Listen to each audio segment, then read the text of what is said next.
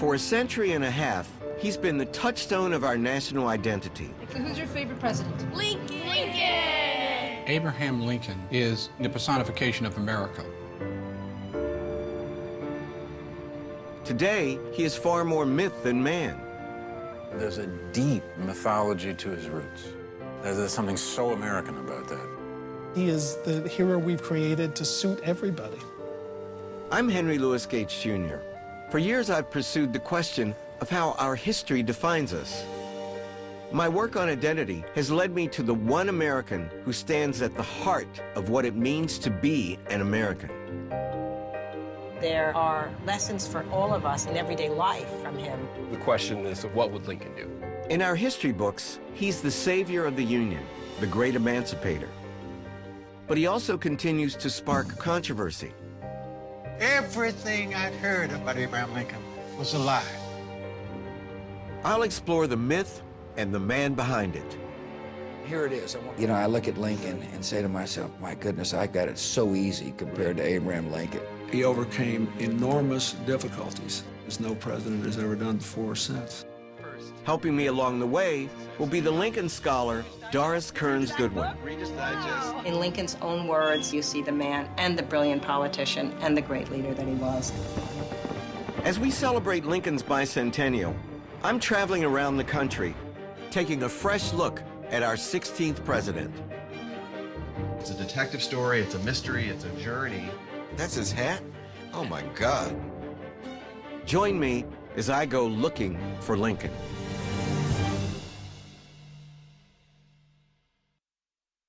Sole corporate funding is provided by Lincoln was proud to call Central Illinois home. So are we.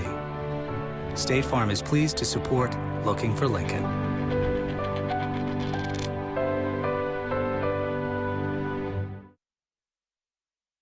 Additional funding is provided by the Corporation for Public Broadcasting and by contributions to your PBS station from viewers like you. Thank you.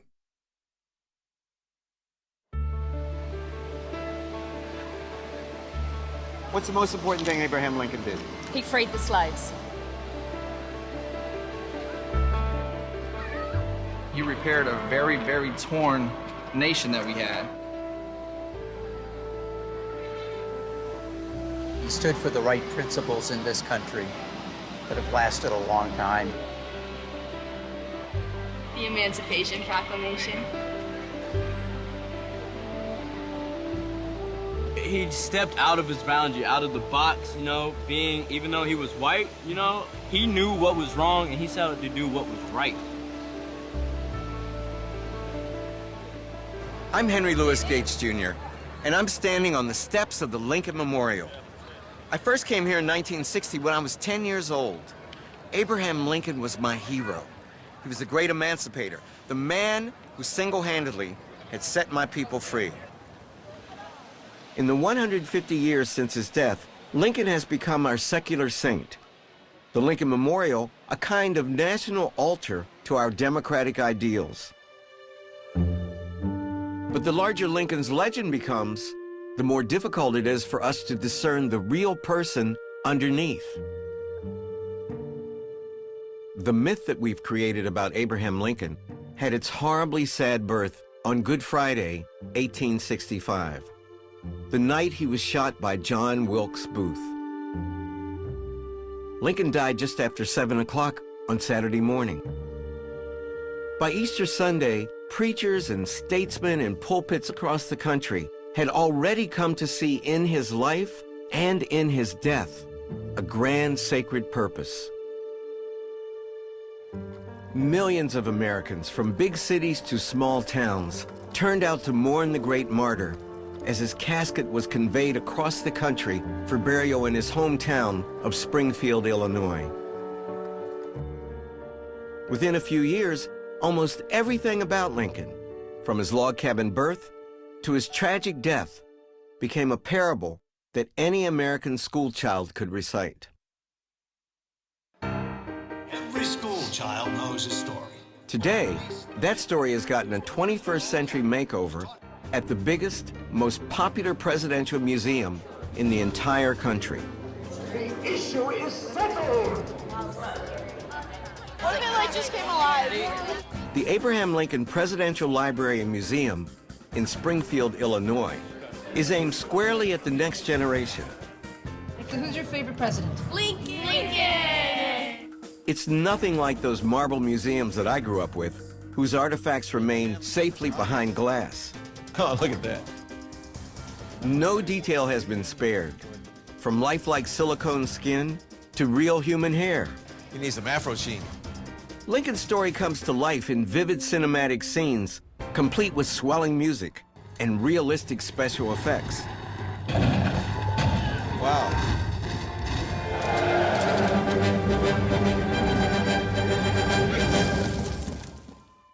I can't tell. Am I next to him now? It was an experience I won't soon forget. Okay. But after interacting with this holographic ghost, I wanted to meet the people who have studied and written about the real Lincoln. I decided to visit my friend and colleague, Doris Kearns Goodwin. And the first thing I read...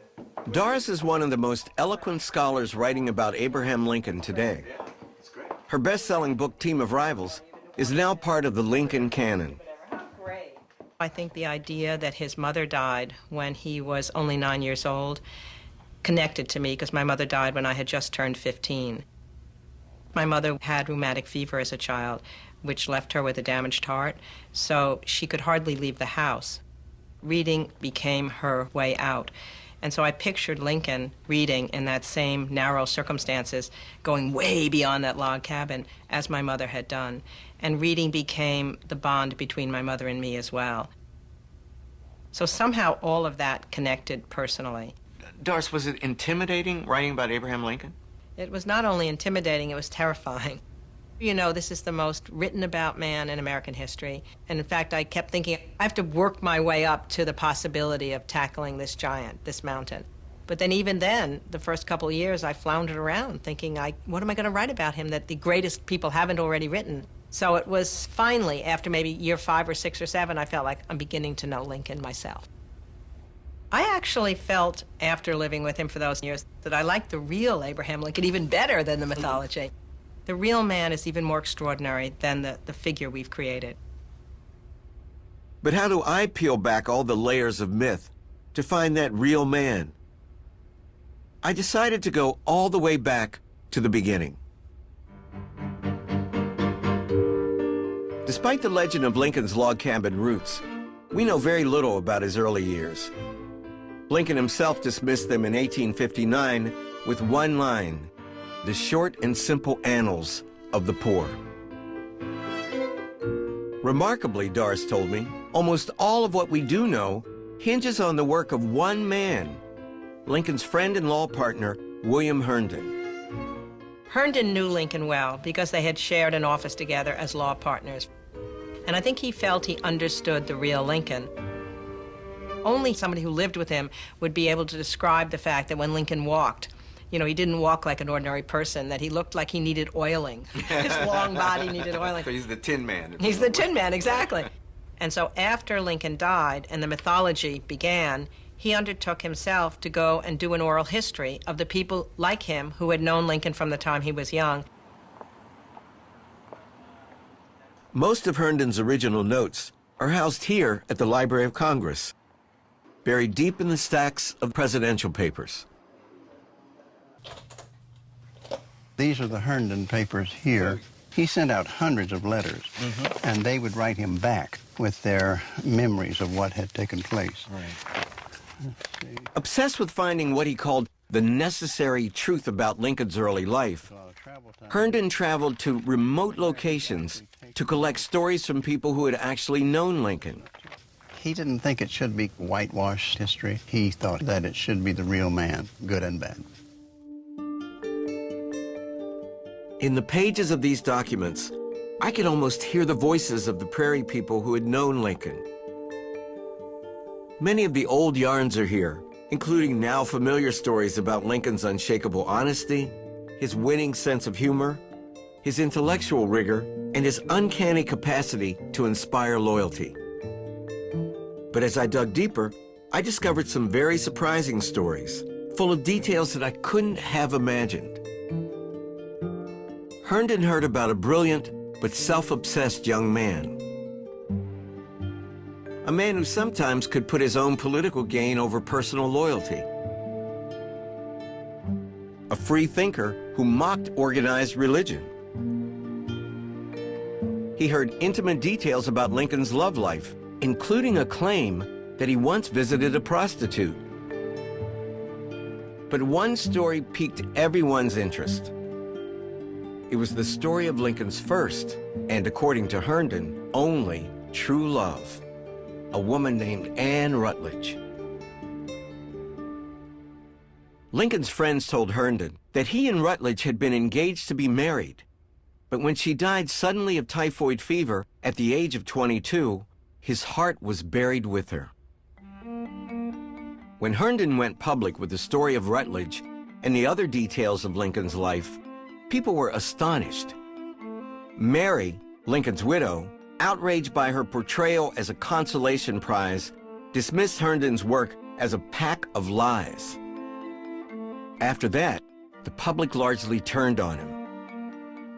Herndon died in 1891. By the early 20th century, his work was ignored by a public far more interested in a mythic Abraham Lincoln.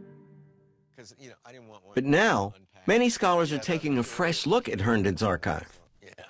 Joshua Shank is one of this new generation of Lincoln biographers. Wow. Look at those ears. Those ears are the size of my head.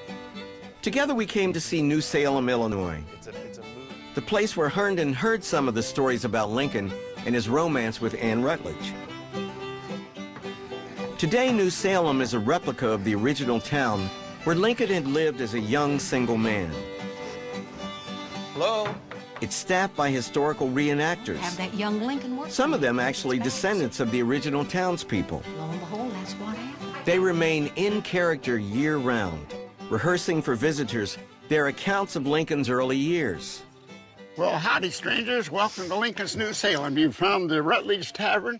These are the keepers of the Lincoln myth. Might just fix you a bit of victuals to eat for dinner. All right. Thank you. How do you feel about Billy Herndon? I mean, he spent years collecting testimony. I leaned a bit to the side of Mary Todd. She did say one of the biggest mistakes of my life was not befriending Mr. Herndon because he ruined me in Springfield society. He ruined her reputation by the things that he said. When I first came here 28 years ago, and we had our first session with new volunteers. We had about 80 people that wanted to be volunteers here. And the instructor said that there was absolutely no romantic attachment between Anne Rutledge and Abraham Lincoln. He was very shy and awkward around the ladies. Very close friends with some. He visited prostitutes. You know that. Well, those two things aren't Those are the stories that I will toss you out of my tavern, among others. Would it make a difference were it demonstrated to be true? Not at all.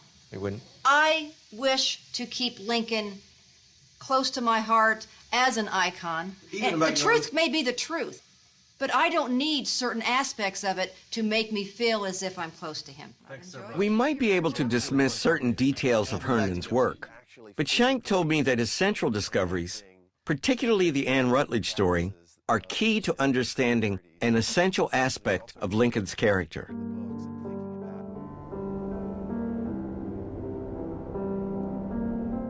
Much of Lincoln's early life was marked by what his friends described as a gloomy temperament. Herndon once said of Lincoln that his melancholy dripped from him as he walked. But with the death of Rutledge, Lincoln's gloominess may have tipped over into a life-threatening depression.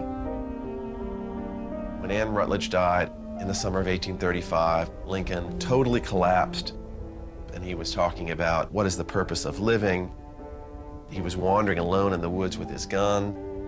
And his friends and neighbors came and physically locked him up, put him under watch. You know, we call it a suicide watch today. In 1837, Lincoln moved to nearby Springfield where he started work as a lawyer. It's also where he met and proposed to a Southern belle, Mary Todd. Though they eventually wed, the engagement was a rocky one, and when Lincoln broke it off in 1841, it led to another great mental collapse.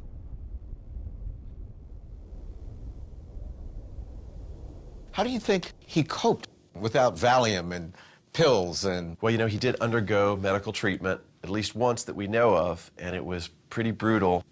He probably got mercury, he was probably bled. He did, though, develop his own strategies, telling jokes and stories, which he was great at, and reading sad poetry. So, mimicking the use of catharsis in Greek tragedy, for example. Absolutely, yeah. Or the blues for African Americans. Yeah. Josh, explain to me why it took us so long to recognize and talk about this central aspect of his character and personality. Well, depression was not the disease then that it is today. In Lincoln's time, it was seen as an aspect of character. In the 1920s and 30s and 40s, you know, depression became a dark reality a lot of Americans did not want to face. Precisely when he's being represented as Zeus on the mall. Yeah. So the American Zeus cannot have depression. You know, think about, you know, 1940s, 1950s America and its portrait of, you know, ideal manhood. There's not a place in that for the vulnerability that was a reality of Lincoln's life. Shank speculates that Lincoln's early battles with depression might well have been the secret to his extraordinary emotional strength during the Civil War. But there's another reason to talk openly about Lincoln's vulnerabilities. How he coped with emotional crises can speak to each one of us today in a much more direct and personal way, as it has for Shank in his own battle with depression. I grew up on the Lincoln Memorial and these classic images of Lincoln and knew nothing of his inner life until I was in my mid-20s and looking for some sustenance in the depths of my own depression. And it just struck me like a thunderbolt to learn that the greatest American hero had experienced something of what I was encountering, that this reality existed that in this case the myth had been covering up. Since his death, every generation has conjured up its version of Abraham Lincoln to suit its own needs. Lincoln has been the subject of over 14,000 biographies, more than any other American. Even Hollywood has gotten into the act, recasting him as America's leading man.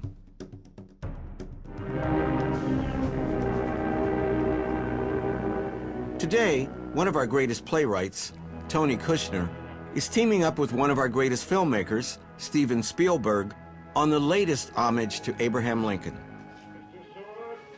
Tony and I sat down to watch one of the classics. But the Union shall be preserved. How, as a screenwriter, do you get inside of the head of a man who has been mythologized so deeply and so long? You sort of, I think, begin by understanding that you're not going to succeed in getting at some kind of core truth because you're using a myth-making apparatus to try and strip away myth. It's not a history.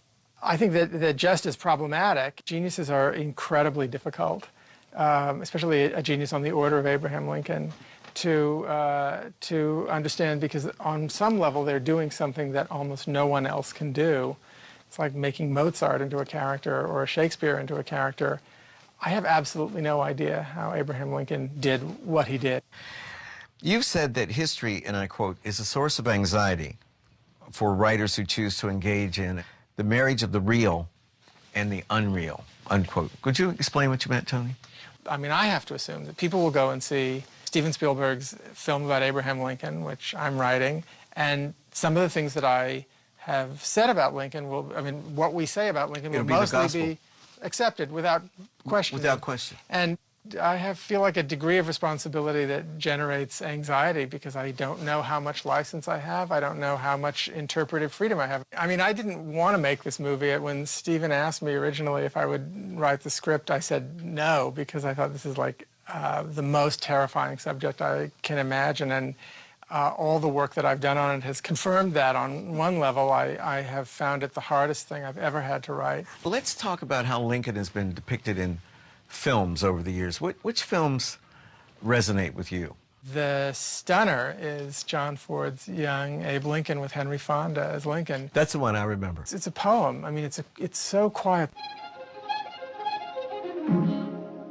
There are long stretches where you just see Henry Fonda walking on the banks of whatever river it is.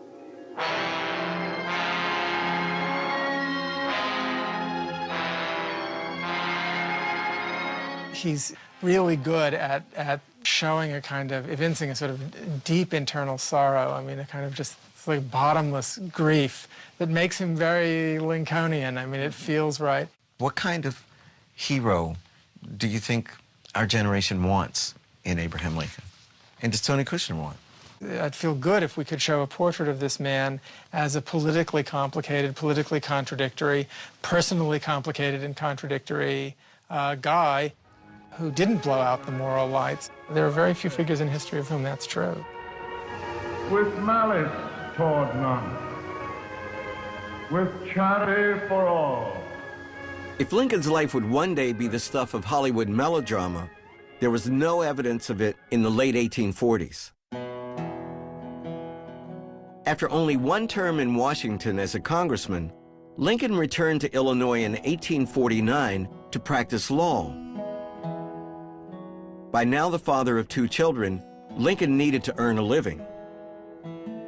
But the law also offered him a respite from family obligations and a chance to hone the skills that would one day make him a formidable politician.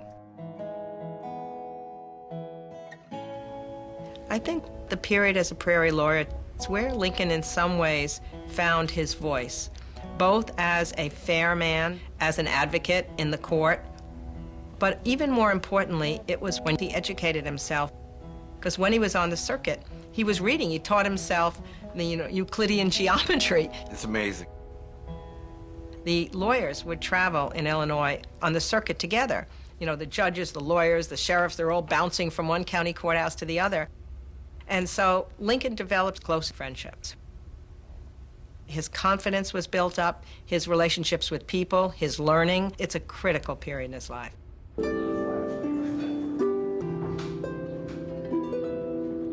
Today, the tiny courthouses on Lincoln's legal circuit have become tourist destinations, a testament to the reach of his appeal. They had court here twice a year. Lincoln was involved in over 5,000 court cases, many of them minor property disputes or fights over land boundaries. He would mediate cases right there in the park, telling people, don't go to court. It's a waste of time and money. Lincoln took just about any case that came his way. In 1841, for example, he argued in defense of a black Illinois woman threatened with being enslaved.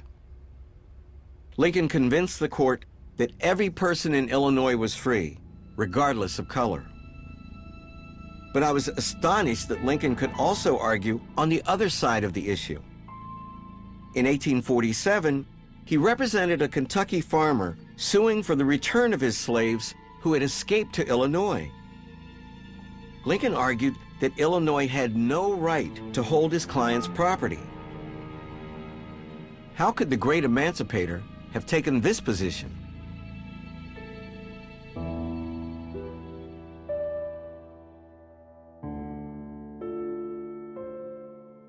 Slavery. Lincoln's heroic and lasting legacy is intertwined with the destruction of this vile institution. History assures us that he hated it from the moment he first saw a group of slaves dragging their chains along behind them. If slavery's not wrong, he once said, then nothing is wrong.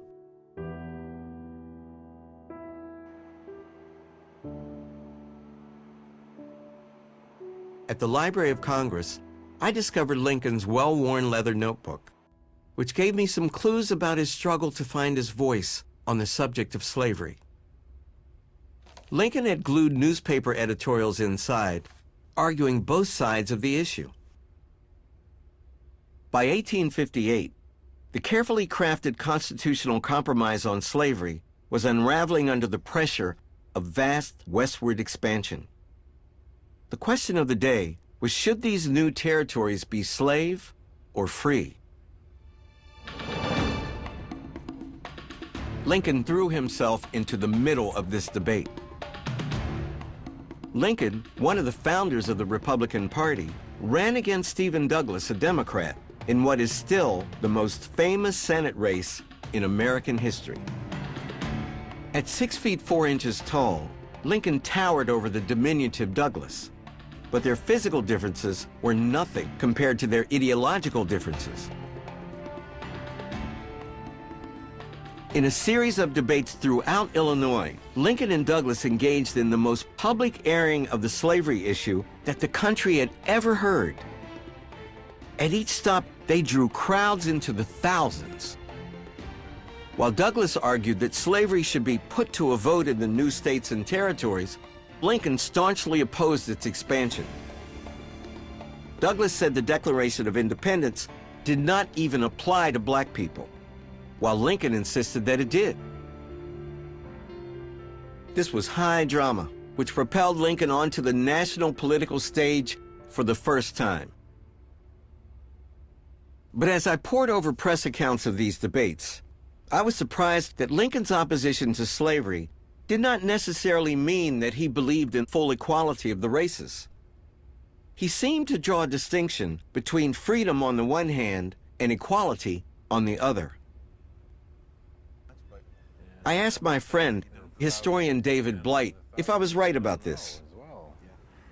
In Lincoln's famous debates with Stephen Douglas in 1858, he said, and I quote, "There's a physical difference between the white and black races, which I believe will forever forbid the races living together on terms of social and political equality. And I, as much as any other man, am in favor of having the superior position assigned to the white race." How do you respond to this?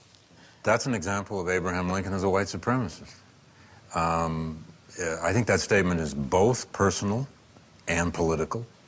There's no question. Stephen Douglas painted Lincoln in a corner, tried to make him into the black Republican, the radical.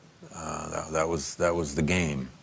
And Lincoln responded. He got defensive, and hence the statements about his own disbelief in racial equality, if we could call it that. He had to remind people that he was a racist, too. Yeah.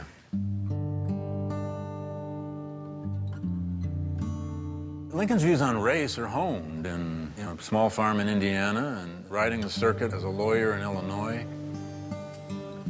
He did use the N-word. He was very adept at racist jokes. He grew up with the standard white prejudices about race of early 19th century America. There is no question Abraham Lincoln hated slavery. He believed it was morally wrong. He said it many times over. He believed it must one day be eradicated. However, he was not an abolitionist. He did not like radical change. He never joined any kind of anti-slavery society. Blight explained to me that there were moments during the Douglas debates when Lincoln hinted at equality for black people. But in Lincoln's day in Illinois, it would have been political suicide to advocate for social equality between the races. And Lincoln's goal was to win his election. The animating issue of Abraham Lincoln's political career was the great conflict between free labor and slave labor. He believed, as did most Republicans, that it concentrated power in ways that were undemocratic. So he hated slavery for economic reasons? Well, he hated slavery for economic reasons. He hated slavery for moral reasons as well. And part of that morality was the chances and the opportunities of young white farmers and mechanics or wannabe lawyers like he was. But most black people, when they think of Father Lincoln, yeah, don't think that he opposed slavery because he's defending average white guys, right? At the end of the day, Lincoln gave priority to the life choices of white people over black people. There isn't any question about that. And African Americans have to deal with that. I think what happened over time is that for most African Americans it didn't matter. They needed Lincoln to be a symbol.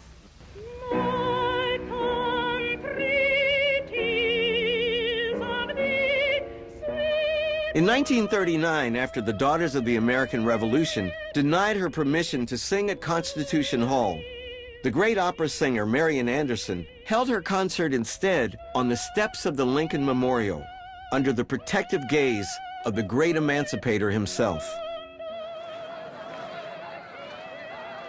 And during the Great March on Washington in the summer of 1963, the Reverend Dr. Martin Luther King Jr.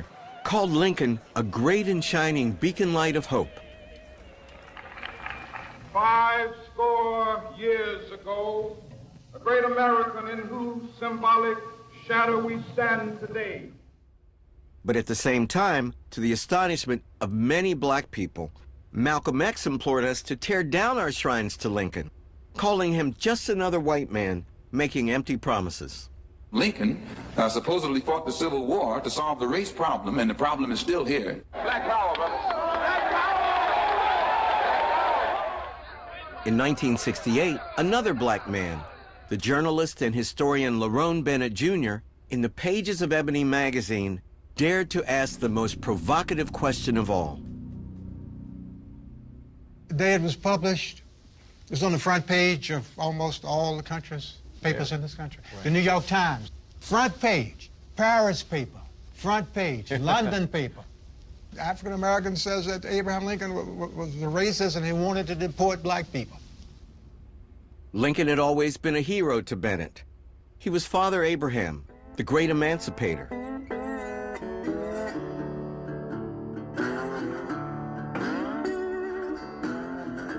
I grew up in the 1920s and 30s in the worst place in the world for a black boy. I grew up in the state of Mississippi. I loved to read. I was reading for my life. And one day I found this book about Lincoln-Douglas debate. And I sat there and I read a little bit of it. Abraham Lincoln was saying that he didn't believe African Americans should vote, sit on juries, or hold office. I said, this can't be true. This is my man, Abraham Lincoln. Amazing. Amazing. So I discovered that everything I'd heard of that period about Abraham Lincoln was a lie. Bennett points to Lincoln's stubborn support for the colonization of freed slaves as proof of his core belief that the races were not equal. The American Colonization Society was founded by white men in 1816 with the ostensible object of promoting emancipation by sending the freedmen to Africa. Lincoln supported voluntary colonization as part of his solution to the dilemma of what to do with slaves set free into a racist society. My first impulse would be to free all the slaves and send them to Liberia, to their own native land, Lincoln said in 1858. What next? Free them and make them politically and socially our equals? My own feelings will not admit this. The only plan he ever had was gradual emancipation, paying for the slaves, and deporting them. Why has it become a mission for you? Why is it so important for you to deconstruct the myth of Abraham Lincoln? Brother Dr. Skip, you can't defend Abraham Lincoln without defending slavery.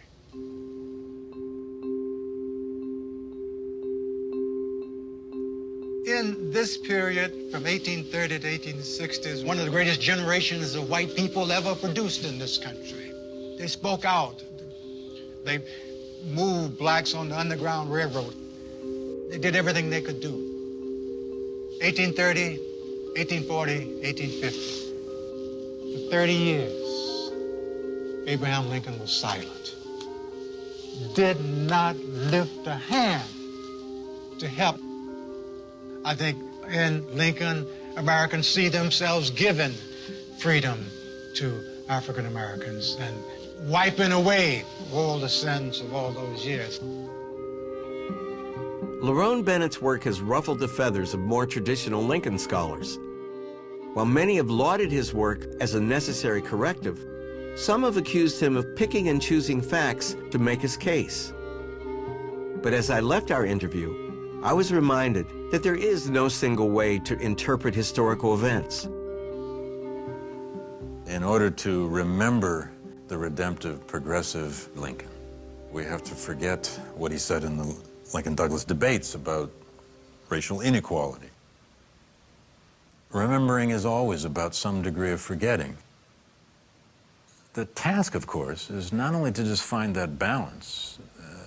The task is to keep reminding ourselves what is worth remembering. What is worth remembering about the Lincoln story? Is it the tale my grandparents believed of a righteous savior who set our people free? Or is it the story Lerone Bennett tells of a reluctant politician pulled along by events?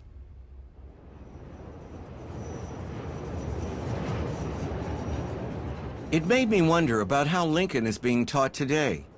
Which stories are students being told? I wanted to see for myself, so I dropped in on a history class at the Walter Payton High School in downtown Chicago. We talked yesterday about the questions, what would Lincoln do about immigration, about globalization, about... The teacher, Kyle Westbrook, encourages his students to think critically about Lincoln. You have to look at it with respect to the time period. To my surprise, I was treated to a lively discussion about a flawed but deeply compelling man. And everyone's hands were dirty in this institution. What else? He wasn't that radical. He is careful to kind of stay on the fence about a bunch of different issues, and that's how he got to where he was. I will turn it over to Professor Gates to continue the discussion. God, you are much smarter than I was when you're seniors? I couldn't have done this when I was a senior. I'm from a little town in West Virginia. It's real backwater, and I still love it very much. So there were 3 black guys in my class. Me, my cousin Greg, and Arthur Clifford were sitting right there. Principal of the school taught civics. And this was the sum total of the black experience in my school. He said, you 3 boys would not be here today if it had not been for Abraham Lincoln. That was it. I asked the students if what they had learned in this class had changed the way they felt about Abraham Lincoln. Yes. Before this class, we really just got the impression he's a great president, he freed the slaves, you're done with this chapter. And then hearing this, that he was pretty blatantly racist, is kind of upsetting. Okay, yes. For African-American students in elementary school, Abraham Lincoln is portrayed as a savior. It really opened up the eyes for other African-Americans about Lincoln is the whole situation. Did it make you not like Lincoln anymore? Did you feel you had been tricked all these years? I thought I was bamboozled. Bamboozled? Where's Spike Lee when we need him? Well, I think I was taught Lincoln very similar to the way my students were taught. The way I remember Lincoln as a young person was the savior, the person who saved black people. Have you knocked him off that pedestal? Knocked him off the wall? Knocked him off the wall? Yeah, but I put him back up there, too, sometimes, I think, I think with my students, the intention is not to knock him down so much as to make him three-dimensional, and to understand him as a person and not as an icon. Do you think that we should be bothered when we go back and discover that our heroes were three-dimensional and have flaws and they were human just like us? All the good and the bad of him, he created this unity, and I think that's where a lot of the people have found love in Lincoln. Yes. I don't want to get shot for saying this, but maybe it's not all bad that he did have some racist views, because maybe if he was this huge radical who believed in equality for the races, that no one probably would have listened to him and nothing would have gotten done. Well, he certainly wouldn't have been elected. Yeah. Yes. It makes you want to appreciate what he did for his time period. Is he still a hero for you? Yeah, he is. He is? He is. Okay. Other hands? History is continually being rewritten all the time, and about his character, I think that'll be changed continually throughout like the next 100 years and beyond. So it's almost like... Frankly, these high school students seem better able than I to reconcile all of the contradictions and paradoxes in Lincoln's views on slavery and race. But I wanted to test the students' theories and feelings on some of my own peers. So I invited to dinner a group of Lincoln scholars to talk over some of what I had learned so far. Each of you has spent much of your life thinking about and writing about Abraham Lincoln. How do you decide what gets told? Well, you first follow the evidence. You don't go very far from that umbilical cord to some kind of source. But Lerone Bennett's evidence takes him to a different place than James Horton's evidence does. That's about true. Lincoln and the Negro. That's true. You have to make sure you don't judge Lincoln by the standards of the 21st century. It's because he and everyone else will fail by that test of judging people by their merits alone. He is a 19th century, quintessentially 19th century man. Is it important to demythologize? One of the ways you demythologize any person, you talk about them as having human characteristics, as having human failings. Well, when you do that, you come out with a Lincoln who is many things. I think Jim is right that we owe him demythification to try to understand him better and to try to understand the humanity. But I'm often reminded of a quote by Mario Cuomo, who said, "Let us have the hero Lincoln, at least as an aspiration for other people who want to be leaders of America. To think that he was perfect helps us to strive for perfection." Would that only be the case? It would be wonderful. I'm not in favor of making him a saint. And in fact, I think as you learn more about the human Lincoln, you start to respect him more. It's not that you're going to agree with everything he says. It's not that you're going to agree with everything he does.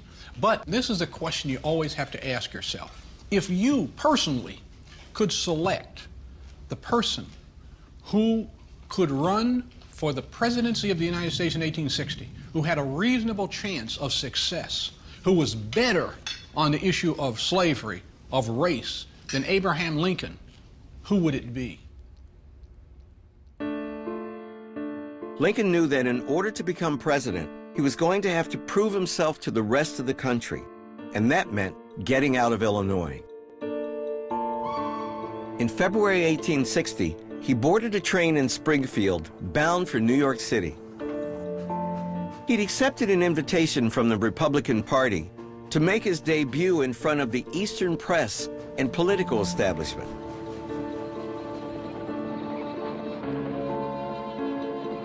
Following Lincoln's footsteps, I'm here inside the Great Hall at Cooper Union with historian Harold Holzer. What was the advance press to his coming to New York? Was he seen as some hayseed from the frontier or a serious contender for the presidency? I think there was a campaign. Let's see if this guy is a hick. Let's see if he's got what it takes.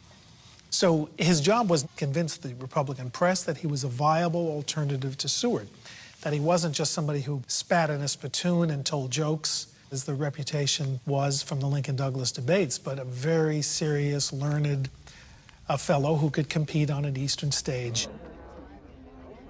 In a remarkably detailed and persuasive 2-hour speech, Lincoln captivated his skeptical East Coast audience with a determined argument against the expansion of slavery. "Let us have faith," he famously concluded, "that right makes might." The speech was reprinted in newspapers across the country. 1,500 people saw it, 150,000 read it the next morning, hundreds of thousands more in the next week. This was the equivalent of being on CNN, Fox, Meet the Press, CBS Sunday Morning, all rolled up into one. So it was showtime for Abraham Lincoln. Absolutely, and he made the show. Many of the accounts of Lincoln's appearance at Cooper Union, which launched his candidacy for president, commented on his backwoods manner and his style of speech.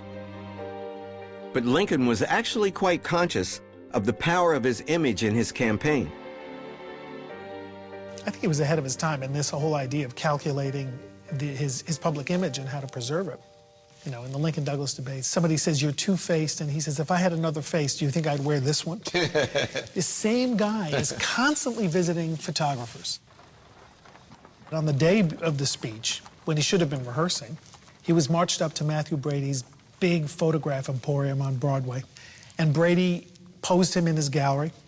He said, "Mr. Lincoln, will you pull your collar up?" And Lincoln said, "Ah, Mr. Brady, I see you want to shorten my neck." And Brady said, "That's it exactly." So Lincoln gave it a tug and took the picture, and the result didn't make his neck look gigantic or dark. It showed a massive, prepossessing figure.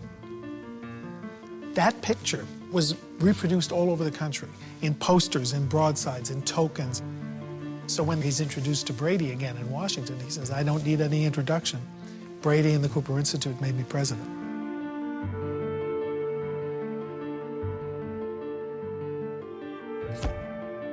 Lincoln remained interested in the reproduction of his image throughout his presidency. In many ways, Lincoln began the process of his own myth-making. His Sunday, he goes to church, or doesn't, then he goes to the photographer's gallery, gets his picture taken. He, at least on 2 occasions, had court artists, virtually, living and working in the White House, making paintings that would preserve his place in history. He really believed it would help him, and he was right. At the Republican Convention of 1860, Lincoln was pitted against 3 titans of his day: William Seward, the governor of New York, Salmon Chase, the governor of Ohio, and Edward Bates, the elder statesman from Missouri. In fact, Lincoln was the dark horse, but he ran a brilliant campaign and he beat his far more seasoned opponents on the 3rd ballot. Then, in the general election, he defeated his old nemesis Stephen Douglas and 2 other candidates. I was beginning to see the genius of Lincoln the politician, his cleverly crafted image, his conservative approach to the problem of slavery, and the overwhelming power of his oratory. But even with his victory, he could hardly claim a mandate. Lincoln wasn't even on the ballot in the South, and he had won barely 40% of the vote overall. By the time he arrived in Washington, the Deep South had already left the Union just because of his election. Lincoln could see the country pulling apart before his very eyes. That's when he made his most clever political decision yet, though it might not have seemed so at the time. Lincoln appointed all 3 of his Republican rivals as members of his cabinet. His enemies now became his closest confidants. He knew that he didn't have the experience in foreign policy that Seward had. He didn't have the experience in economics that Chase could bring. He didn't have long-term experience in national government that Bates had. It showed an enormous amount of self-confidence to be able to put people by your side who are going to be stronger than you are. In fact, his friend said, I'm not sure you should be doing this. You're going to look like a figurehead next to these people. But Lincoln said that these are the strongest and most able men in the country. The country is in peril. I need them by my side. I think that decision to put these rivals into his cabinet first showed the mark of greatness that we would only later see as the presidency went along. Do you think that the rivals saw it as a sign of weakness, which they could take advantage of? Without question. Seward thought, all right, I'll be the prime minister. He will be a figurehead. And in the first few weeks, he treated Lincoln in a very arrogant, presumptive manner, until finally Lincoln sat him down, reminding him, I am the president, and I'm the one that will be making these decisions. You're saying that Lincoln had to defeat these candidates twice. You're absolutely right. First, he had to defeat them in the actual nomination. Then he had to defeat their lowered expectations of him. Why wouldn't they quit? Well, I think particularly Seward begins to realize that he was in the presence of somebody special and that together they would make history, and his name in history would go down as well as Lincoln's. In fact, he writes his wife, saying, Lincoln is unlike anyone I have ever known. Seward becomes his chief advisor, his closest friend, his partner in an historic friendship. Even with his new allies, Lincoln would later say that those early days were the worst of his entire presidency. It was an almost impossible situation for Lincoln to face when he came to that White House. He later said if he had anticipated the pressure between the inauguration and 6 weeks later at Fort Sumter, he could never have lived through it. He's so aware, right up, that this challenge is perhaps greater than anything that any other president has faced. And before he got his feet underneath him, it had to be frightening for him. There are only a few Americans alive today who can truly understand the pressures that Lincoln might have felt. The men who have been tested by the executive office. I went up to Harlem to see one of them. Mr. President, did the challenges that Lincoln faced during his presidency give you any special insight about how to lead the country? In the ultimate time of division in America, right? The ultimate time of political polarization in America. He was able to stand his ground and fight hard for what he believed in. I thought about that because I governed in another time of extreme political polarization, and I just kept realizing that I had to find a way to stand my ground. And I'm convinced we got twice as much done as otherwise would have been the case if I hadn't basically, from my childhood, been infused with the way he thought presidents should behave toward their adversaries. For you personally, was he a hero? Always. Yeah, I used to work a lot at night. When I would come home, I'd work till fairly late, and then I'd come home and have dinner with Hillary and Chelsea. And then almost every night, I went to the president's office on the residence floor, which is right next to the Lincoln bedroom, which was Lincoln's cabinet room. Yeah, the treaty room. Yeah, the treaty room. Right. And I would sit at my desk and read. I'd read a lot of American history. And I often thought about that. I often thought, you know, that 90% of life is how you respond to what happens to you, not what's happening. It's a big test, you know, when you become president. It's like any other kind of rising up, you know. It's always an open question about whether you'll grow into it. He did, beyond anybody's wildest expectations. So as the first part of my journey comes to a close, I've chipped away at some of the marble and granite to rediscover a man who grew beyond his humble roots and rose to meet great challenges. Not because of some divine providence, but because he was human, filled with all of the paradox and failings that implies. But how will that humanity serve him in the face of the biggest challenge of his life, America's greatest crisis, the Civil War? Next time on Looking for Lincoln. Lincoln faces the greatest conflict in our nation's history. I admire his moral clarity. He was steadfast in the midst of unspeakable difficulties. And unites a country. At Gettysburg, he was able to say how all Americans either were feeling or should be feeling.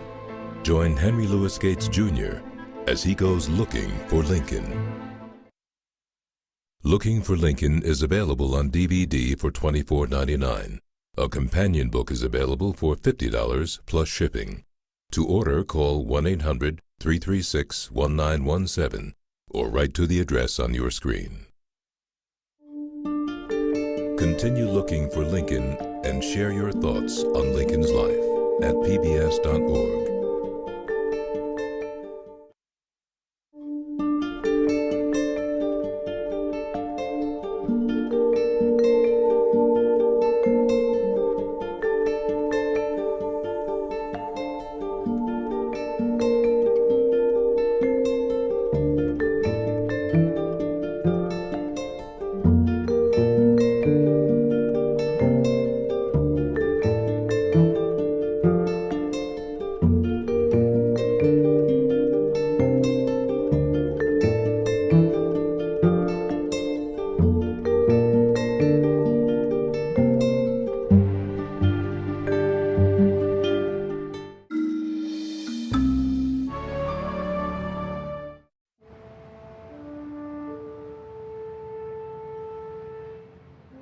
Even though Abraham Lincoln died almost a century and a half ago, his legacy has never been more alive.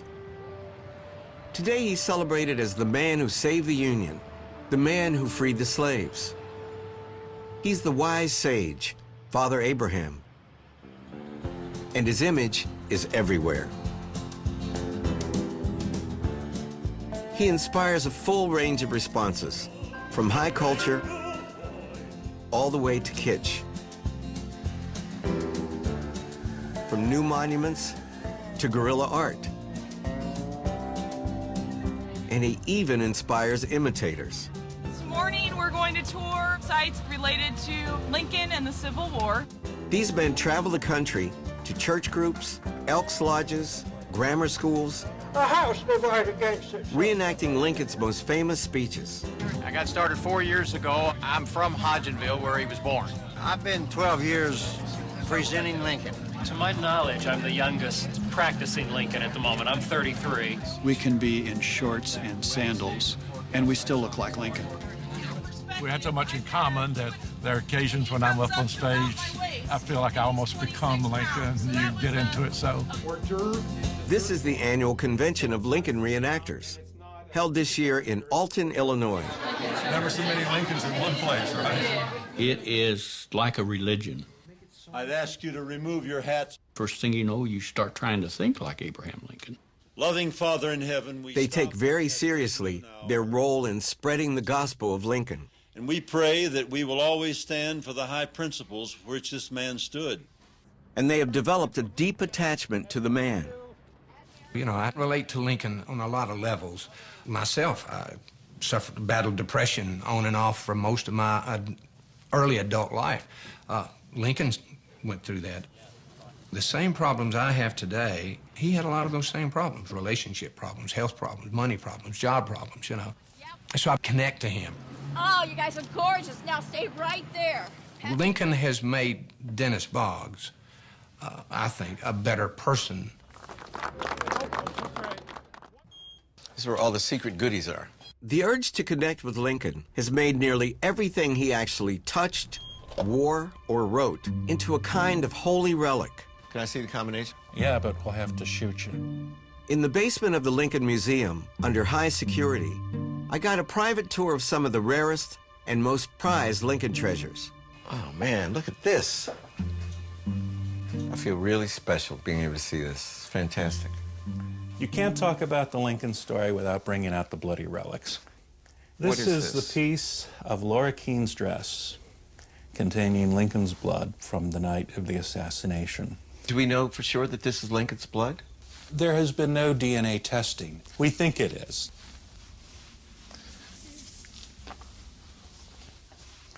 That's his hat? Oh, my God. You can see the fingerprints, and there's also one under the brim where he would grab it and doff it. There was something magical about the objects that Lincoln actually touched. That's fantastic, though, to see that hat. And it's a feeling shared by many Lincoln collectors. So coveted are these fragments of Lincoln's life that they've given rise to a thriving market in Lincoln memorabilia. Lot number 26. I have $150,000 bill on this, and $175,000, $200,000. This is an exciting morning. We're here at Sotheby's for this long-awaited sale of some extraordinary Abraham Lincoln pieces. $5,000.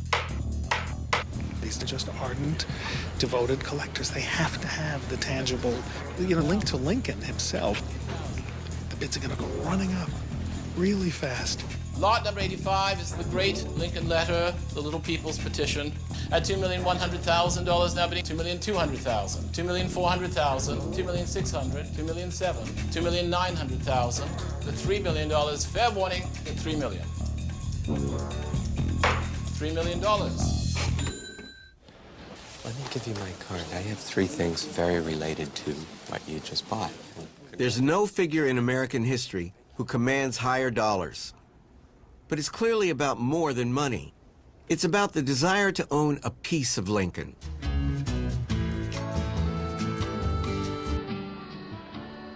To understand that compulsion, I traveled to Los Angeles to visit Louise Taper, the woman who's become the most prolific collector of Lincoln relics in the entire world. I went to her home in Beverly Hills. Hello? Hi, it's Henry Louis Gates. To see for myself what drives her fascination for all things Lincoln. Hi, Louise Taper. Nice to meet you. You have Nice a lovely to meet you. home. Thank you. How many pieces do you have? Thousands. I lost count. Oh, man, look at that. I wonder where Lincoln went when he died. He came to California. Came to California. He came to your house. This is the presidential chamber pot out of the presidential china. My God, this is amazing. Here's a life mask. How would they do these? I think they prepared his face. They put straws where the nose was and did the casting. Look at that. Where did this compulsion come from? I just wanted to learn about history and about this man. And the more I learned and the more I saw, it just became fascinating. Can you control this compulsion? I mean, do you... No. Taper has developed her own interpretation of the personal lives of Lincoln and his wife, Mary Todd, whose relationship has intrigued and vexed many scholars. Through even their most mundane personal objects, Taper believes that she can reconstruct how they felt about each other. This is his handkerchief where Mary monogrammed the A. She sewed this. This is her needle safe out of scraps of fabric, and then she put in a campaign silk of her husband. Oh, that's a pretty romantic thing. Yes, I thought it was nice. You can just see how much she cared just by learning about her from her things. The personal touches. You can't find these things in biographies or history books. So each one of these artifacts is a story for you. Yes. It's a little piece of the larger narrative of Abraham Lincoln. Right. You have Lincoln everywhere. The narrative of Abraham Lincoln has become our seminal story, the self-defining epic of our nation. But why? What is it about this story that has so compelled Americans for so very long? As my journey progressed, I felt like I was coming closer to the flesh and blood Lincoln, but I wasn't yet understanding the source of his greatness. For that, I had to come here, to the battlefields of America's most terrible and bloody war. Every president has his proving ground, and this was Lincoln's.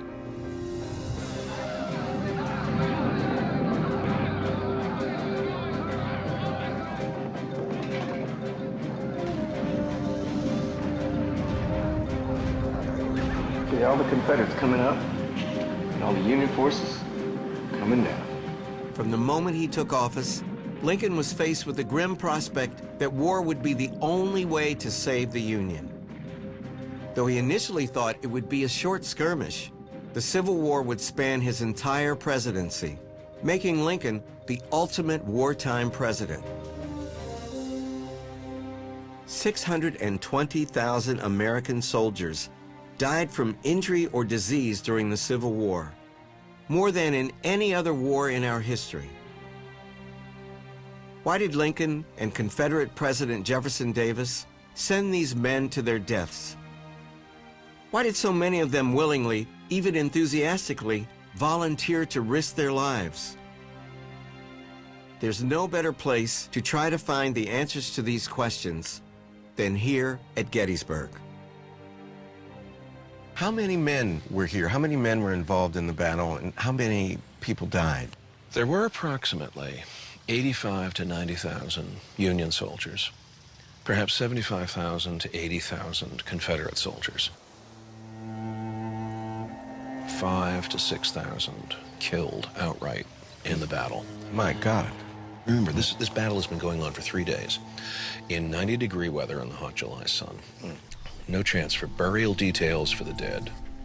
The stench was unbelievable. It must have been a sight of the most astounding horror. And then there were thousands wounded.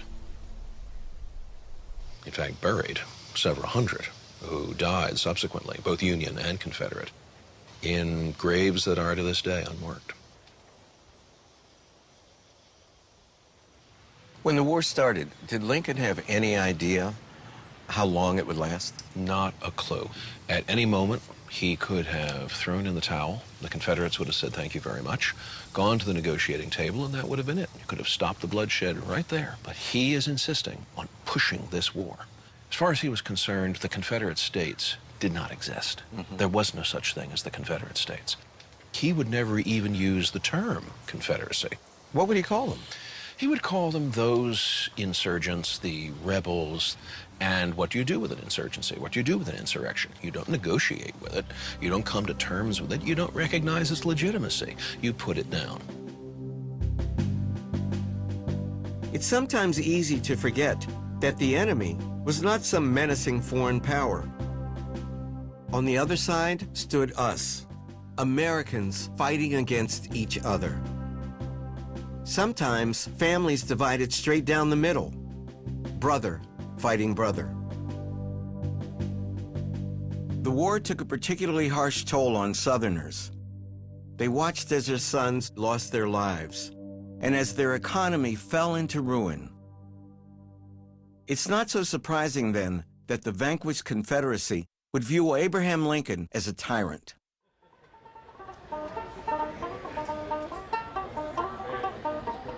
While today Lincoln is widely admired throughout the South, there are those who feel otherwise.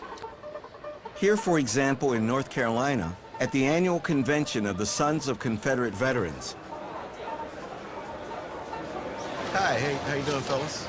Fine, thank you. How you doing? Fine, thank you. These are just regular folks. Oh, sure. Yeah. Yeah. Hi, how you doing? Good morning. Fine, nice to see you guys.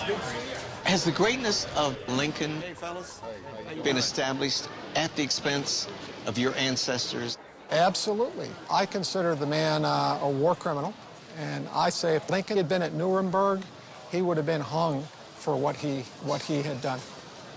Very simple. It's serious. Yeah. Put yourself in a position of having your kids go to school and being taught history in books that basically said your ancestors were traitors. And then your kids come home and they believe it. We will never accept being labeled sons and daughters of treasonous Americans. We will never accept that. The South was trying to work things out peacefully. Lincoln wanted to humble the South. I wouldn't want 600,000 lives on my hands, and I believe that they are directly on his hands. Should Lincoln be on Mount Rushmore? No, I don't see any qualification for Lincoln to be put there. Did he do anything positive, anything we should give him credit for? That's a tough question for me. This is our Gettysburg, brother. As I listened to their retelling of Confederate history, once or twice I was tempted to say, excuse me?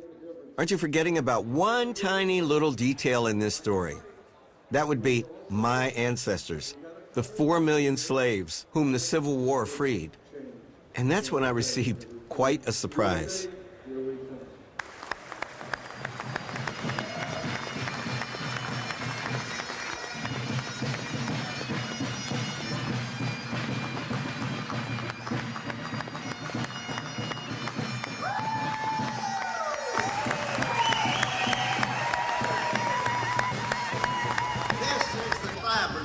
Aren't you glad to have them here?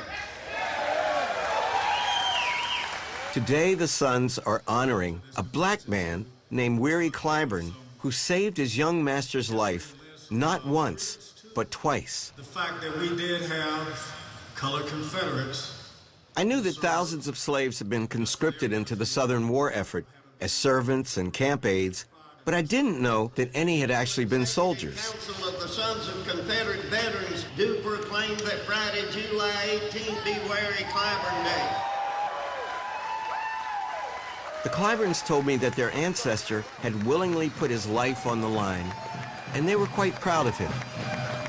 I've been a member of the Confederate Rose for 2 years. But does anybody give you flack saying, what, you joined this organization, black people? And what do you tell them? I tell them this is our history, and I tell them that I come because if we don't show up, we're leaving out a major part of history. We were here. That's right.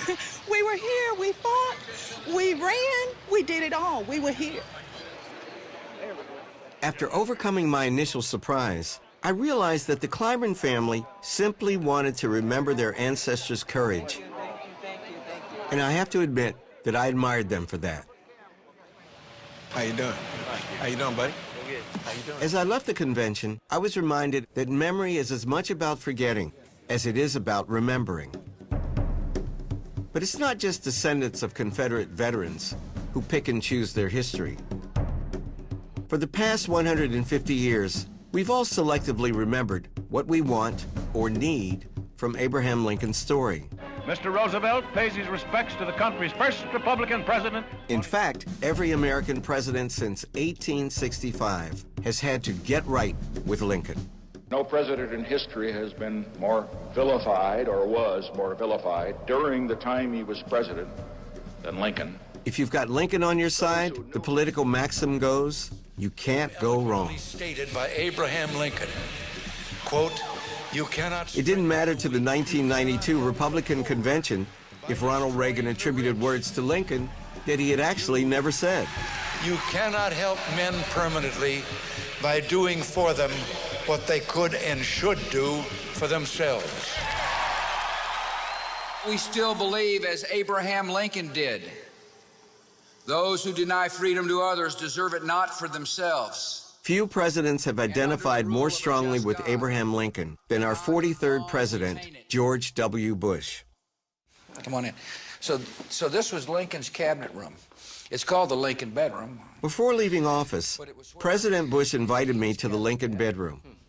And it was in this room that he signed the Emancipation Proclamation. Right, just gives you goose flesh, doesn't it? Ah, it's unbelievable. Yeah, it's you know, people say, have you seen Lincoln's ghost? I said, well, I quit drinking in 1986, so I haven't seen the ghost, but his presence is felt all throughout the house. What is it about Abraham Lincoln that you most admire? I admire a lot about Abraham Lincoln, but I would say I admire his moral clarity. He understood that a civil war without, you know, morality would tear the nation apart forever. I want to show you the whole Lincoln bedroom, which, by the way, Laura has redone. Really? Yeah. How'd she do it? She got a bunch of historians together, and this is the famous picture of Lincoln in his cabinet. And if you look at the pattern of the rug, and you can see the pattern of the rug, so they got what the room most likely would have looked like. And this is the famous Lincoln bed. It was in this bed that Willie Lincoln died. You know, it reminds me of how difficult Lincoln's life was during his presidency. He was steadfast in the midst of unspeakable difficulties here in the White House. You know, I look at Lincoln and say to myself, my goodness, I got it so easy compared to Abraham Lincoln. It keeps you from getting down. Yeah, don't feel sorry for yourself. Do your job and follow the example that Abraham Lincoln set. Mr. President, do you ever say to yourself, I wonder what Lincoln would do in this situation?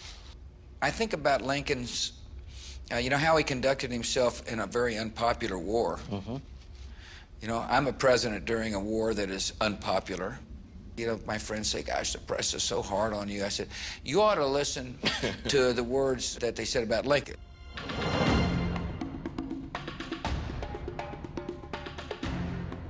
During Lincoln's unpopular war, he was heavily criticized by some for resorting to repressive measures, earning him the nickname Abraham the Tyrant. The man we remember as our greatest champion of democracy made the controversial decision in 1862 to suspend the writ of habeas corpus. Long considered the cornerstone of individual liberty, habeas corpus gives a person the right to seek action against unlawful detention. Faced with an unprecedented crisis, Lincoln closed down newspapers and jailed hundreds of agitators and Southern sympathizers, often without trial. President Bush, too, came under withering criticism over his use of executive power during the War on Terror. As in Lincoln's case, critics pointed to his curtailment of civil liberties and unlawful detentions. You know, I am a president who has been accused of excessively using presidential power. I would defend my decisions and continually defend them. And so it's hard for me to be critical of any of the decisions Lincoln made. Obviously, the suspension of habeas corpus is a very difficult decision for a president to make on U.S. citizens. I do think that history will end up judging any president in the whole, as opposed to a particular decision made. In Lincoln's case, much of the most heated criticism that dogged him during the Civil War has been forgotten. Today, he basks in history's glow, a moral giant. And nothing contributes more to his stature than his decision to free the slaves. But even this story is more complicated than we've been taught. Well, the traditional, one might even say legendary narrative about Lincoln and emancipation is that Abraham Lincoln one day freed the slaves, and that all across the South, slaves were gathered together and told about this proclamation, and from that day forward, they were free, which is, of course, nonsense. From the moment he took office, Lincoln was pressured from every side to act on the issue of slavery, most notably by the former slave turned abolitionist and editor, the great Frederick Douglass. Douglass was a ferocious critic of Abraham Lincoln's, calling him everything from a slave hound to the most powerful slave catcher in the United States and so forth. Douglass was an essentially radical abolitionist. He hated compromising with slavery. He was impatient with the political process about slavery. And one of the reasons that Frederick Douglass became such an intense critic of Lincoln's in the first year of the war is because suddenly here was this opportunity. Here was this chance to end it, end the cause of the war, and win the war by destroying slavery. And what happens? But the Lincoln administration returns fugitive slaves, does not want to make war on slavery. Instead, Lincoln proposed a compromise that he believed might appeal to Southerners and Northerners alike. Pay off slave owners and ask the freed slaves to leave the country for new colonies in Panama or in Liberia. On August 14, 1862, Lincoln invited 5 prominent black men to the White House, hoping to enlist their help for his plan. One way of interpreting that famous, infamous meeting is that this was Lincoln using a moment to appeal to public opinion, assuaging the fears of white racists out there. I don't buy that. He had for too long believed in colonization, worked for colonization. He's still arguing it in 1862. Well, in the end, this war would not allow, history, you could say, would not allow a cushioned overthrow of slavery. It was going to have to be bludgeoned out of existence. What changed Lincoln's mind about slavery was the war itself. It was the summer of 1862, and the war was going badly. The Confederate Army had defeated superior Northern forces or fought them to a standstill. Lincoln knew he needed what we might today call a game changer, a bold stroke to alter the course of the war. Abolishing slavery would strike at the heart of the Southern economy and cripple its forces. Slavery was the biggest resource the South has. So the largest financial asset in the United States. So it is not, he doesn't say, let my people go. He says, that is the heart of their economy. And that is the only way we can win. No, I'm not saying that. The first thing out of his mind and his mouth might indeed be the basic fact. I can't win this war without destroying slavery. That doesn't mean he wouldn't also go on and say, you know, we're doing the right thing. David Blight and I toured the Soldiers' Home in Washington, D.C.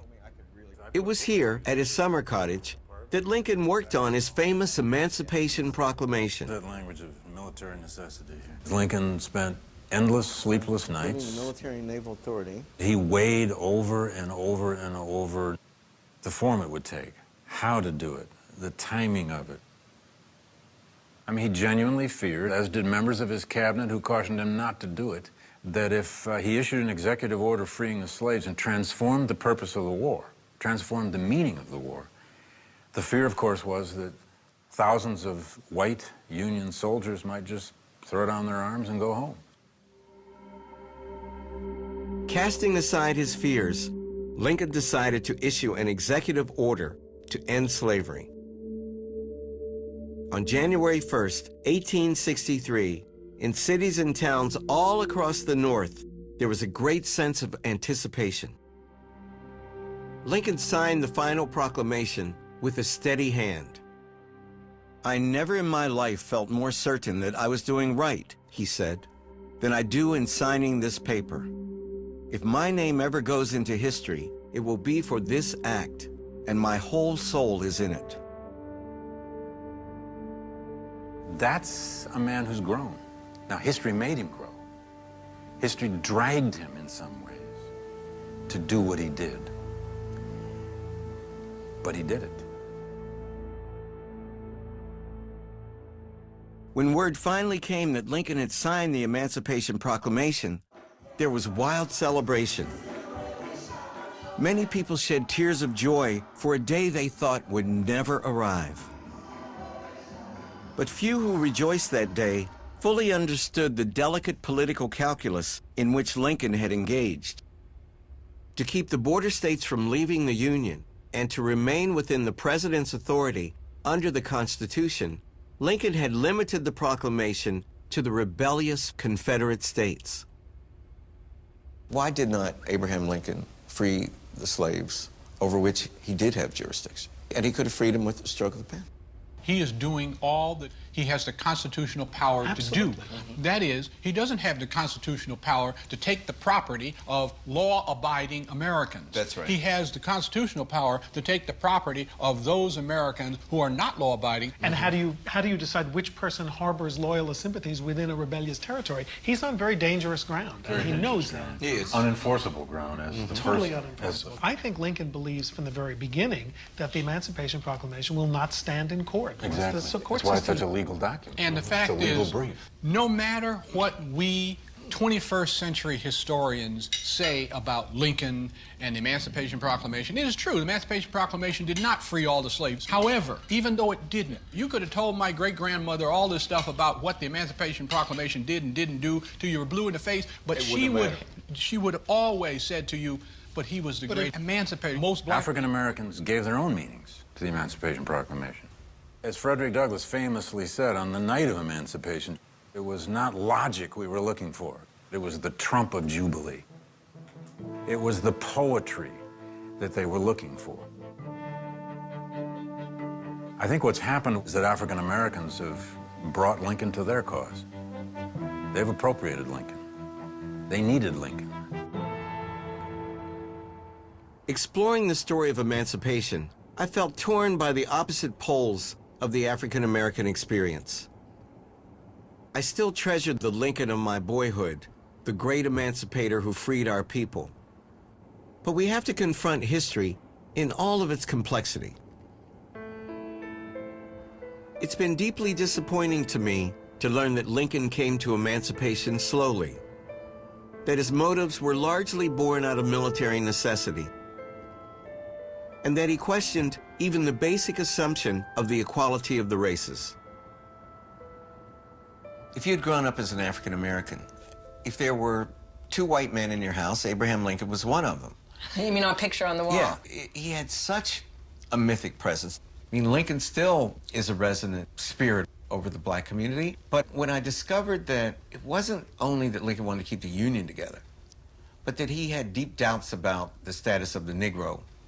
And then when I discovered that he thought a gradual approach to the abolition of slavery would be better politically, but he thought it was 100 years for that gradual abolition. Right. That's not exactly good news for me. But there are other things that you must have seen in the course of this journey. He was so far ahead of where anybody else would have been at that time, and he needs to win the war. So the only way to make this all possible was to move gradually until popular sentiment would sustain what he did. You're absolutely right. I agree with that. If I'd been president, I think I would have followed the same blueprint. Right. That part of me says, Abe, you are the man. But part of me as an African American wants to believe that somebody actually meant that black people were included in all men are created equal. Do you know what's so interesting, Skip, in listening to you talk? The problem is not your understanding of what was possible for Lincoln. The problem is the infatuation, the myth that Lincoln was presented in the first place to you. That's not Lincoln's fault. It's not Lincoln's fault that he got mythologized. He was a human being. He wouldn't have wanted to be mythologized. And I think to just bring him down now to the human being with his strengths and his weaknesses, If you could feel that as well as you're saying it, I think you would feel more empathy for him. No, but you're right. It's clear that I don't feel it. I can think it, I can understand it. Exactly, that's what I'm feeling. But I am speaking as an African American whose hero has been knocked off the mantle. I don't think I had fully realized the extent to, even in your childhood, that you would have had that mythic Lincoln still there. And what I hope you can do as somebody who is so thoughtful to be able to present both sides of Lincoln. The Lincoln who had to live in his time, who said disappointing things, but yet was an extraordinary figure. Doris was right. The urge to judge Lincoln outside of his times is a strong one. It's worth remembering that his every decision was made in the context of the greatest crisis in our nation's history. Any misstep, and the country could fall apart.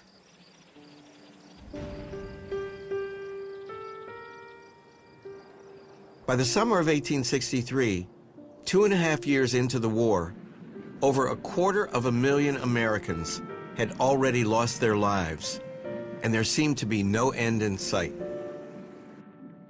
We can see the toll it took on Lincoln. In 30 short months in office, he seemed to have aged a lifetime. At Gettysburg, General Robert E. Lee took the battle into the heart of the North. Union forces beat him back, but Lincoln's generals failed to pursue Lee's damaged army, allowing him to escape back to the safety of the South. Lincoln was despondent. His son Robert found his father with his head buried in his hands, weeping with disappointment. Lincoln knew the war would continue, and with it would come many more casualties. I think he felt an enormous burden of making decisions that he knew would cost lives. And it's not as if he was removed from the impact of those decisions. Washington was filled with hospitals that were themselves filled with the casualties of battles like Antietam and battles in Virginia. And so Lincoln saw the impact of his decisions in a very direct way. Harvard President Drew Gilpin Faust has written a deeply moving book on the meaning of death during the Civil War. She helped me understand Lincoln's struggle to lend support to a nation in the midst of almost unimaginable grief and suffering. Lincoln was deeply touched by death throughout his life. He lost his mother as a young child. He lost a child of his own before he came to Washington as president. He lost a second child, his young son Willie, who died in 1862. So he understood the meaning of that for others, and some of the most poignant of Lincoln's writings are condolence letters that he wrote during the war to family members of those who died. And in one, to a young woman named Fanny McCullough, who just could not be consoled after the death of her father. He talked about how sorrow comes to all. I think it hurt him deeply to think of all this loss, and yet he saw death and life as very much intertwined and inseparable.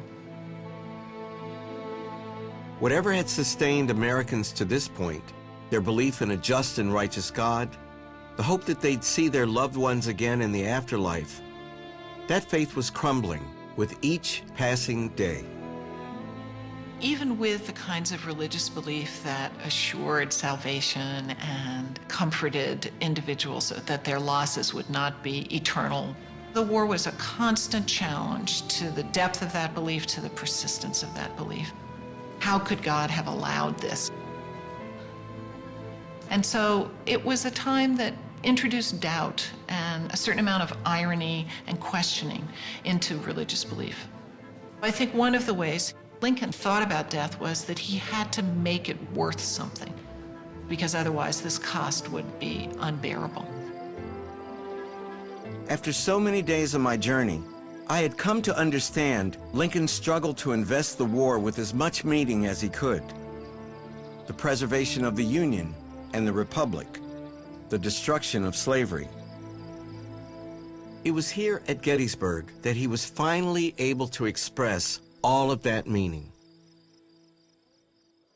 On a blustery afternoon on November 19th, 1863, a bareheaded Lincoln rose to deliver his address. All around him, witnesses said, hung the lingering stench of death.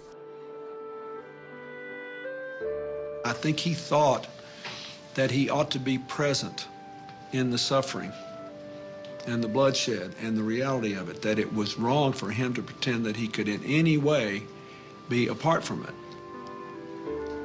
At Gettysburg, you saw a man whose spirit had been purified in the fires of the slaughter of the Civil War and the determination he had to hold the Union together. And it was, you know, in just a couple of hundred words, he was able to say how all Americans either were feeling or should be feeling. We all know how it starts. 77 years ago, it is familiar to any American, and in many ways, we've taken it for granted. But if you look closer, you realize it's a work of genius. In just 272 words, Abraham Lincoln was able to make us believe that liberty and union were inextricably intertwined. He made us understand that the war was now about slavery without ever mentioning the word. Throughout his presidency, Lincoln used the power of seemingly simple but profoundly eloquent language to express and ennoble his cause. Lincoln's language is key to understanding the greatness of the man himself. A house divided against itself cannot stand. Let us have faith that right makes might. The dogmas of the quiet past are inadequate to the stormy present. The better angels of our nature. With malice toward none, with charity for all.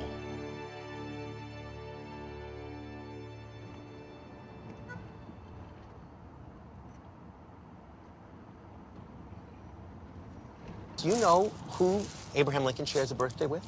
Charles Darwin, February 12th, 1809. They both are born within a couple of hours. Adam Gopnik has written a book on Abraham Lincoln and Charles Darwin. So when you look at Lincoln and Darwin, It's not just the coincidence of their birth that brings them together. Gopnik argues that through language, these men have transformed the way we think today. and scientific knowledge of liberty and science. Gopnik took me to the Natural History Museum in Manhattan. That's another thing that Darwin and Lincoln have in common. They both give a kind of idea that history will be our judge. I think they would have liked each other, and I think it would have been a profound meeting of shared silences. Lincoln was a lawyer, and Darwin was a naturalist. And both of those middle-class professions had built up a whole kind of way of arguing, a way of making things count. And what was original about both of them is that they took those new ways of arguing and they put them at the center of their societies. You can say that Lincoln invented a new kind of language which sounded distinctly ours, sounded distinctly American. A language in which we now think. And I think that's an important point. A language in which we think about the American experience. One of Yes. Lincoln's great achievements is that he took this very abstract idea of the Union, the notion that people in New Hampshire and people in Texas should have the same post office, which is an idea both abstracted in lots of ways, quite bureaucratic, and he made it resonate as though it were a commandment from the Bible, union. The idea of union, giving it a mystical charge of meaning, thinking that there's a necessary connection between union and liberty. Lincoln made us think of them through the power of his words as though they were a single issue, a single thought. That's part of the way we think about America, and it's a way of thinking that Lincoln injected into our minds. All of those epigrams, all of those statements have about them something that seems so right and finished and American. I think that we resonate to the memory of Lincoln because we vibrate to the memory of those words. By the summer of 1864, however, Lincoln's vision of a reunited America seemed further away than ever. War fatigue had settled deeply into the bones of both the North and the South. Public opinion had turned so decisively against the war that Lincoln was certain he was going to lose his bid for re-election. With the help of black soldiers, the Union Army finally turned the tide of war. When General William Tecumseh Sherman captured Atlanta in early September, the public's opinion of Lincoln changed, and he was triumphantly reelected. He saw the victory as conferring upon him a mandate to end slavery for good. He worked hard to get the votes he needed in Congress, and when the 13th Amendment abolishing slavery was finally passed, he called it a great moral victory. On a rainy day in March in 1865, Lincoln prepared to give his second inaugural address. Just before he reached the podium, the clouds parted and the sun shone through. It was fitting that Lincoln decided to use this occasion to speculate about what God had intended by visiting this terrible war upon our nation. Half of his audience that day, when he gave the second inaugural, half was black. Press accounts. Yeah, and there never, up to that time, been more black people listening to a president of the United States give an oration. Times of London said black people right in the middle started hitting that call and response, and they went crazy. They knew that it was a great speech. Yeah, it's beautiful, it's melodic, and it flows naturally out of Gettysburg. We have buried our dead, we have sanctified it, we have rededicated ourselves. Now what are we going to do? We're going to bind up the nation's wounds with malice toward none and go forward. It was magic. Poetry. You know, Lincoln was a great biblical scholar, though not traditionally religious. He had the rhythms of the most powerful and poetic verses in the King James Version of the Bible down cold. It was like, there's a whole history book there. You know, how people let terrible things happen because they have non-negotiable positions, and the war came. And then, instead of claiming that God was on his side, he said the Almighty had his own purposes. But that it was up to us to try to be on God's side and to care for those who had been wounded and to bind up the nation's wounds. So he was making an explicit appeal not to abuse the victory and to make America everybody's home again.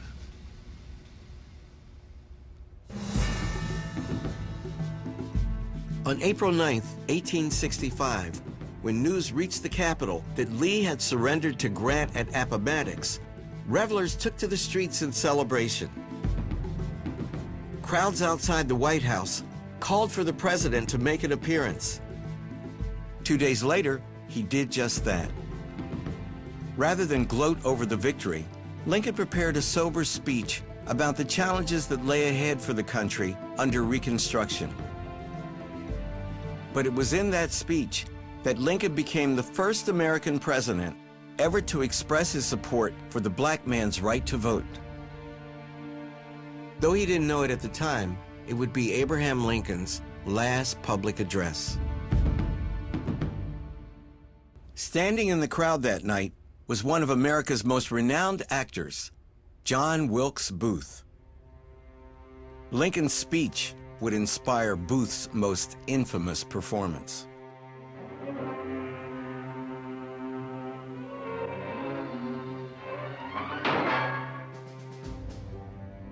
We all know the details. Everyone thinks that the sound of the gunshot is part of the play. Booth leaps down from the presidential box onto the stage, breaking his leg. As he limps away, he screams, "Sic semper tyrannis," thus always to tyrants. Sic semper tyrannis! This is where he was assassinated. Pretty cool, huh?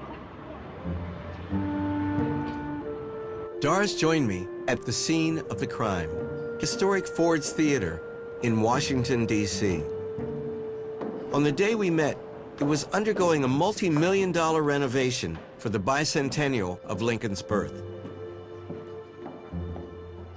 Booth was obsessed about the South. He hated the North. And what triggered him to do it right then, he heard Lincoln give his very last speech from the White House. And in that speech, Lincoln talked about wanting to give the right to vote to educated African Americans and to soldiers who had fought in the Army. He turned to one of his co-assassins at that point and said, that means Negro citizenship. In other words, now we have to do it. We have to kill him. So then he was waiting for the right venue to do that. What would have been on Abraham Lincoln's mind as he sat watching our American cousin? I think the most important thing to understand is when he woke up that morning, it was the happiest day of his life in some ways.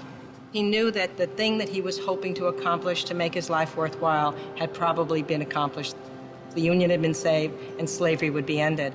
So that whole day, he just went through the day in a cheerful manner. That afternoon, he took Mary out on a carriage ride, and they started talking about where they might go after the presidency was over. And they talked about going to California. That was his dream, go over the Rockies to California. And they talked about Springfield and old memories, making the events of that evening even sadder.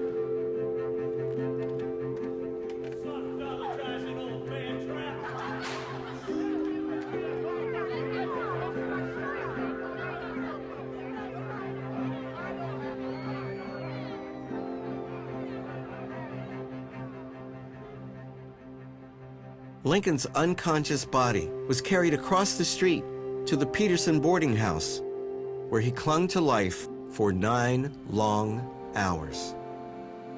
My goodness, I never thought I'd be in this room. He's so tall that his feet came up against the edge of the bed, so they had to place him diagonally on that bed in order to give him room. How many people were in this room as Lincoln lay dying? I mean, my guess is there's probably a dozen people or so. Nobody knows for sure. We know some of the cabinet members who were here. We know that Robert Lincoln was here. Mary, of course, is here with him by his side, crying and screaming. And at a certain point, Stanton got so upset with her, making so much noise, that he actually ordered her from the room. But eventually, everybody wanted to have been here, so they said they were here. I mean, here's the first picture of the people who were supposedly in this room. And that's a pretty reasonable understanding of who might have been here. These people presumably might have fit in this room. Might have. But then they start like rabbits to proliferate. Exactly. Look, many more people are here in this one. And then... everybody in Washington. Because everyone wants to be there at this moment in history, knowing that their name, their face, will be forever blazoned by being at this moment of Lincoln's death. Lincoln dies in the morning.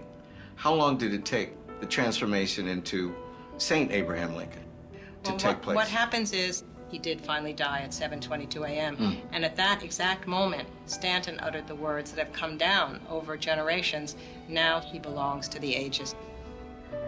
It's an incredible thing to say. And that's where I think it all begins, this incredible upward climb to creating the myth that is Abraham Lincoln.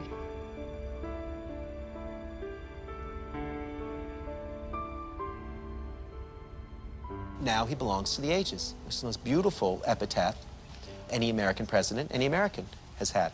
But the guy that was there taking notes said afterwards, that's not what he said. He said, what he said was, now he belongs to the angels. What did he say, do you think?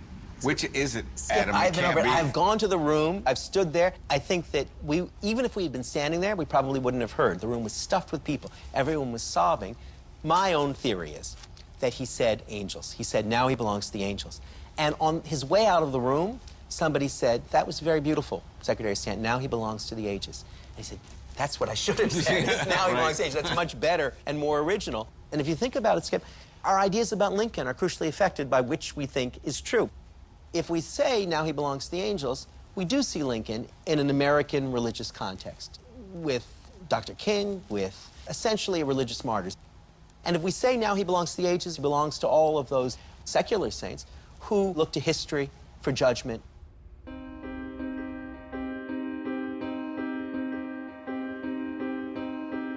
In trying to find Lincoln, I've talked to scholars, presidents, and everyday Americans.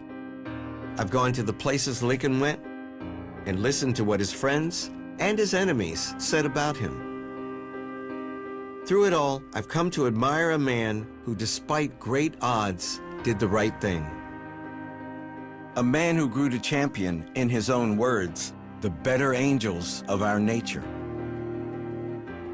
If there is anyone who was deeply and personally affected by Lincoln's capacity for growth, it was Frederick Douglass. In Douglass's eyes, Lincoln was transformed from slave catcher to true friend. Lincoln changes dramatically from the time of the Civil War to the time of his assassination. And Douglass witnesses that change. That change impresses Douglass. Lincoln showed that capacity for personal growth, and as he learned more, he put his new knowledge into action. It changed his assumptions. He started to think about slavery, about the nation, and even about race in a different way. Now, we don't know how far the change would have gone. This, to me, is perhaps the greatest tragedy of Lincoln's death. After a brief period of Reconstruction, the forward movement of black people abruptly stopped. And for decades, we were stuck in a kind of limbo, neither slaves nor fully citizens. It's impossible to know how different this country might have been had Abraham Lincoln lived. Would African Americans have suffered the abuses of Jim Crow segregation?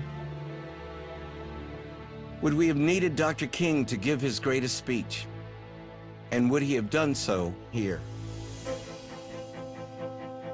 Lincoln sits at the center of this broadest American story that we want to believe we're living, the narrative of redemption, improvement, progress. So much of what we see ourselves to be depended on what he did. Lincoln laid the foundations for the modern American state. He won the war, held the country together, and forced it toward genuine equality.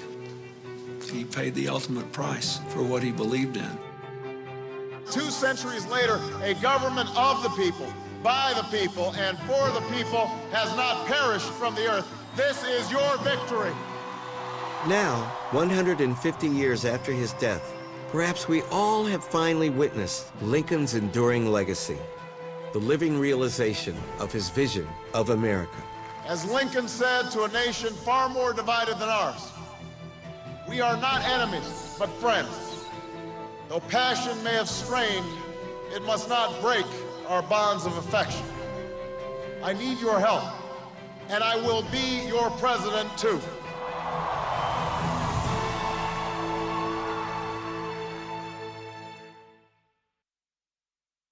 Looking for Lincoln is available on DVD for $24.99. A companion book is available for $50 plus shipping. To order, call 1-800-336-1917 or write to the address on your screen. Continue looking for Lincoln and share your thoughts on Lincoln's life at pbs.org.